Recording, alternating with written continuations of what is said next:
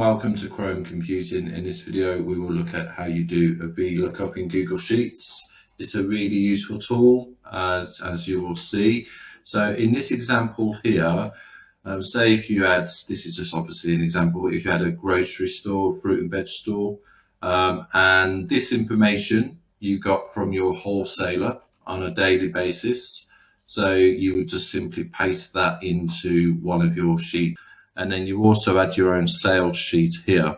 Now it would be quite time consuming every time you had a sale that you had to put in your own code, for example, or the wholesaler code, and then the product it was, quantity, or how much quantity they got in stock. You would have to go back and look it up and go, what did I sell? It was a banana, it was single, okay, it's 25, put that in there. No, that's the price, 25, put that in there. How much, what was the quantity of the banana? You'd have to go back, and then quantity 248, put that in there. That would be really time consuming every time you wanted to record a sale, for example. So this is where a VLOOKUP comes in really useful. So let's have a look how you do the VLOOKUP. The first thing with a VLOOKUP is that you need to have something that matches in both spreadsheets. So for example, here, the ideal one would be the code, and that's the product code. So the only time that when you did a VLOOKUP, your code here needs to be linked to the information here. And you'll see this as we do the VLOOKUP. One thing I'll do before we do the VLOOKUP, which you don't need to do, but it will make it more understandable whilst we're doing it. I'm just going to put there 1, 2, 3, 4. Okay. So from here, obviously you'll be entering the code, but the description, the quantity in stock, and the price is where you want to use the VLOOKUP. So to do the VLOOKUP, you go to this description, and it's equals, and then VLOOKUP, open bracket or parenthesis, depending on where you are. Then the first part you need to do is click on, from this sheet, what the code is, the unique code. So it will be sitting here. So you click on there, and then it's a comma. And then the next part is the range, what you'll be looking through. And that from there, you press the comma, you go down to sheet 1, and you highlight the whole range. And then it's another comma. Now here, this depends on what you want to bring back. So if you wanted to bring back the code, it will be there. So it's number 1. As I said, you don't need to put these numbers here. It's just so it makes it easy. So if them numbers wasn't there, if you wanted to bring back the description is in column B. So column B, 1, 2. So you know that would be number 2. So then 2, comma, and then if it's not there, you wanted to bring back false, and then close. Hit return. And there you go. You always get a not applicable when you're doing VLOOKUPs if there's nothing to look up. Because we haven't got a code here, that's what you'd expect to have not applicable. So we put a code in just so you can see. So if we go with PP001, put that in there, PP001, you'll see it's brought back potatoes pack. Go to there, PP01 potatoes pack. So it's looking through this whole range that we highlighted earlier when the VLOOKUP's taking place. Now, in relation to that, it's in the description. We still need to do the quantity in stock and the price. So we can do that 2 ways. We can do the VLOOKUP again. And it's that, we look it up, come up, highlight, and it's the quantity in stock. So it's not number 3, which is the price, it's number 4. So 4, false, return, and then it would bring the quantity in stock. And again, that should be for potatoes pack. There we go, 67. That's what it's brought back. And then price, it would be the same,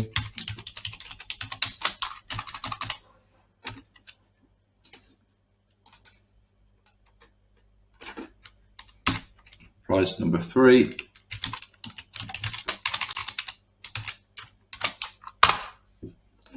And that's brought everything back that you need. Now, that wasn't too bad because there's only a few VLOOKUPs that we had to do. If you had to do quite a few, that would be quite time consuming to do. So let's just show you another way of doing it. Get rid of that. You could just drag the formula along. So you get that to there, right at the end of the cell there, you see that little square, and just drag it along. We want to go to there, but we also want the VLOOKUP to go into D, so drag it again. There you go. Now you will see a problem. It's put the quantity in stock. That's not a quantity. That's most likely a price. The quantity in stock is under price. That's the only problem with a spreadsheet. They're obviously great, but when you use this sort of option here, it's assuming you want to move the cells along what it's referencing to. So as you can see here, potatoes pack, it's A3 sheet A3 D9, and A3 D9 is that range. We don't ever want that range to change because that's where we're looking up. But if you go to here, you'll see it's moved one across. Spreadsheets always assume you're moving one across, and in most situations that's exactly what you want to do, but it's not always the situation. So we always want it to be A3D9, not B3E9, and this will then show C3F9. So the way you do that, also the C3 there, B3 there, we know we always want it to be looking up this here. So how do you stop that from happening? Well, it's quite easy. If you close, get rid of them, go back to this one here. So we don't want the A to ever change. We want the 3 to be able to change because it's scrolling down. It will go down here, populate down here. So to stop the A from changing, you simply put a $ beforehand. And then the range, we don't want any of the range to change. So we don't want the A to change, so you put a $ before it. And we don't want the 3 to change, so you put a $ before that, and exactly the same here. So a $ before the D and a $ before the 9, and then return. But what that will do when you drag it across, it still won't work correctly, I'll tell you why in a second, but when you drag it across, it won't change the range. That's exactly how you want it to do. You look at each one, it's fine. And the reason why it's bringing back potatoes pack on each one is because obviously you've got 2 there on each of the formulas, and 2, number 2, it's bringing back the description. However, it's still much quicker to do that, put all the $ in and drag it across, certainly if you've got lots of VLOOKUPs that you need to do, than to enter a VLOOKUP every single time. The only difference, of course, is obviously you do have to change this here manually. So quantity in stock and price. Now quantity is number 4, price is number 3. So quantity is 4 and price is 3. And as you can see, it's done that. Now the great thing about that is then you can just drag this down to wherever you need it to go to. I'm going to go to 10. It's got not applicable as it says because we've not put a code, but if you put a code in there, put in BS002, as you can see, it's brought back broccoli single. There's 24 in stock and it's 65. So you can see how a VLOOKUP is really useful. So the only things on this sales spreadsheet you would need to really be concerned about is the code, and you'd need to put the quantity sold, the price you could do a formula for from the VLOOKUP information. So if we just put a bit of formatting on here so you can see what we're doing. Generally speaking, what I do, if there's a formula in a cell, I would always change the color, because it's very easy when you're using a spreadsheet to start typing in a cell, not realizing there's a formula in there, especially if there's no not applicable sitting there at the time. So I would always change them to a little light gray. And here as well, we're going to have a formula, so I'd change that to a gray as well.